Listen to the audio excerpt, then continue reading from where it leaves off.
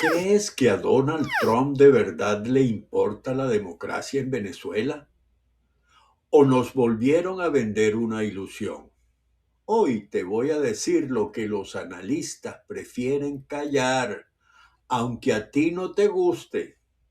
Para entender qué busca realmente la Casa Blanca y cuándo nos vamos a meter los venezolanos en lo verdaderamente profundo de nuestro problema, hay que mirar más allá de la superficie. Soy Antonio Diurich. Esto es Radio Cuentera y hoy vamos a desarmar la mentira del fraude de las máquinas electorales. ¿Qué busca realmente Trump? Vamos al punto. Donald Trump anunció la desclasificación de documentos de la CIA enfocados en investigaciones del sistema electoral venezolano, señalando como irregularidades las elecciones de 2012 y de 2020. Pero atención, analizar el problema venezolano solo mirando las máquinas de votación o la digitalización del escrutinio es una ligereza imperdonable.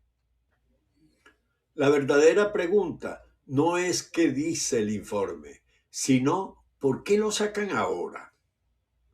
La geopolítica no se mueve por lástima, se mueve por intereses. Mientras la narrativa oficialista intenta desviar la atención, la dirigencia opositora y la sociedad civil lleva años atrapada en una discusión incompleta. La lucha por un sistema electoral transparente no empezó ayer. Ha sido una batalla campal desde que Chávez impuso una asamblea constituyente sin representación proporcional de las minorías, sin pluralidad, desplazando el problema de lo electoral a lo profundamente institucional. Durante años a los venezolanos nos hicieron creer que el principal enemigo era el sistema automatizado. Se minimizó la figura de los testigos electorales, quienes arriesgaban en muchas ocasiones la vida en centros donde la violencia del régimen y la propia abstención promovida por sectores opositores abrían las puertas al ventajismo. Ellos, los chavistas, expulsaban violentamente a los testigos de la oposición para falsificar firmas, votar por los ausentes y meter las papeletas en la urna electoral. El resultado, que la auditoría cuadraba. El sistema procesaba los datos que le llegaban.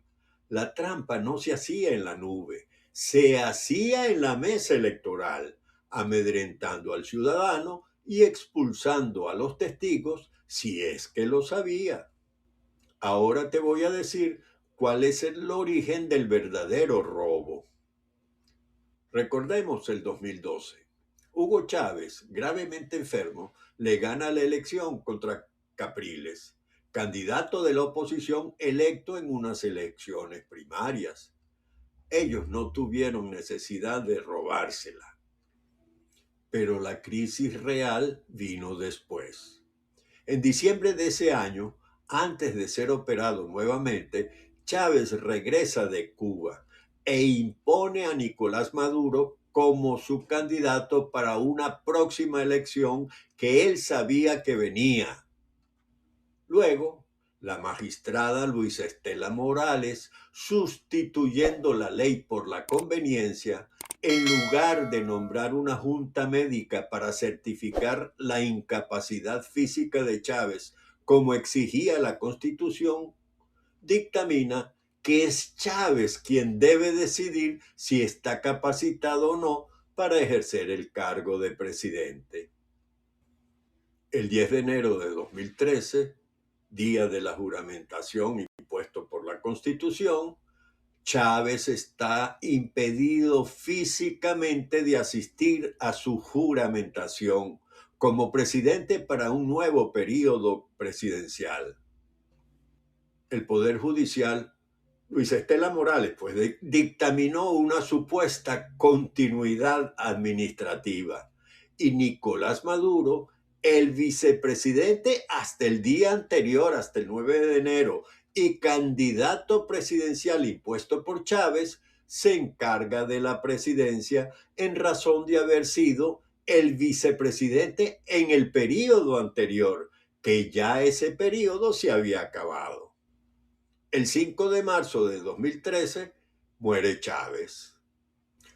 Como establece la Constitución, al producirse una falta absoluta antes de la mitad del periodo presidencial, debe convocarse a una nueva elección presidencial dentro de los 30 días consecutivos siguientes.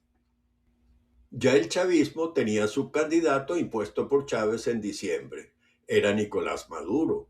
Pero como la Constitución establece que el vicepresidente no puede ser candidato según el artículo 229, y dice textualmente, no podrá ser elegido presidente quien esté en el ejercicio del cargo de vicepresidente el día de su postulación o en cualquier momento entre esa fecha y el día de la elección. Por lo que la señora magistrada resolvió sentenciando que a partir de la muerte del presidente, el vicepresidente pasaba de presidente encargado a presidente titular, por lo que, según sus entreteles, la señora Morales dijo que Maduro sí podía ser candidato. En fin, ella manejaba una constitución de chicle que se estiraba y encogía según le saliera del forro. En abril de 2013 no solo le robaron la elección a Capriles, se la robaron a toda Venezuela. Y es entonces cuando se consolidó el uso descarado de la Fuerza Armada para aplastar la protesta social, dejando una estela de persecución, de luto y el inicio de una diáspora masiva de nuestros jóvenes. De todos modos, el mito se derrumba. Hay dos verdades que debemos asumir con madurez política. Primero, sostener que el régimen gana únicamente por un fraude informático es hacerle el juego al oficialismo. ¿O es que ya olvidamos el año 2015? En las parlamentarias de 2015, la oposición le propinó una paliza electoral tan aplastante que no pudieron alterar los números. La máquina registró la derrota aplastante del chavismo. El fraude del sistema automatizado ha sido en gran medida un mito que la misma cúpula chavista sembró y que la oposición creyó. ¿Para qué lo sembró el chavismo? Para generar impotencia y promover la abstención. Pero la verdad es que durante 27 años de lucha, con aciertos y errores, dirigentes de todos los sectores de la oposición han dado la cara. La división interna nos costó caro, pero la lección quedó aprendida, hasta que por fin llegó el 28 de julio. Y así llegamos al gran día, llegamos al 28 de julio de 2024. La gran virtud de este proceso fue derrotar la excusa del abstencionismo. La ciudadanía entendió el camino. Se organizaron las primarias lideradas por la Plataforma Unitaria con Omar Barbosa a la cabeza, en la que María Corina obtuvo un triunfo abrumador. Cuando el régimen bloqueó su candidatura y posteriormente la de Corina Lloris, la estrategia unificada no se rompió. El abstencionismo fue nuevamente derrotado. Se inscribió a Edmundo González Urrutia y el pueblo acudió en masa a votar por él. Las pruebas quedaron impresas. Las actas están guardadas en Panamá. ¿Qué demostró el 28 de julio? Que el sistema automatizado, irónicamente, registró e imprimió la verdad. Y fue él quien nos dio las pruebas de que Maduro había sido derrotado. La estructura ciudadana recolectó y resguardó las actas oficiales. No hubo hackeo ni algoritmo capaz de ocultar la paliza electoral. Maduro no perdió por el sistema informático, perdió en las urnas y quedó desnudo ante el mundo. Y aquí está la respuesta final. Ahí cayó la máscara definitiva. Para sostenerse, el régimen tuvo que recurrir a la fuerza bruta, respaldado por el alto mando militar, el Tribunal Supremo de Justicia, la Fiscalía y un CNE sumiso. El problema de Venezuela jamás fue solo una máquina de votación. El problema fue el secuestro total de las instituciones republicanas y la falta absoluta de decencia en la cúpula del poder. Ahora Trump desclasifica los archivos no por salvar a Venezuela, sino para jugar en su propio tablero político interno y presionar a los actores internacionales. La respuesta al qué, cuándo, dónde, por qué y cómo nos conduce a una sola conclusión. La verdad del triunfo electoral ya la obtuvimos y la demostramos nosotros. Sabemos que la solución no vendrá de un informe extranjero, sino de la presión constante nuestra, de la presión sobre un sistema moralmente quebrado.